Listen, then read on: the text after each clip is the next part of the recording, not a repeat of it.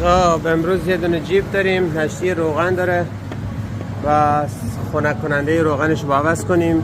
این موتور وی شکله و خنک کننده روغن دقیقا اینجا این پایین قرار میگیره. ما باید الان این قسمت ریل رو در بیاریم، ریل اینوری رو در بیاریم، توربو رو در بیاریم، قطعات فیلتر و قطعات زیرش رو در بیاریم، بعد دو تا چیزمون رو در بیاریم، ورودی هوا رو، که بتونیم به خنک کننده روغن برسیم و عوضش کنیم. حالا پارت به پارت من فیلماشو میگیرم، قطعات رو وا میکنیم. الان یه ذرهشو وا کردم، ورودی شیلنگا رو وا کردم، بعدش دیگه براتون میگیرم فیلمشو ببینید چطوریه.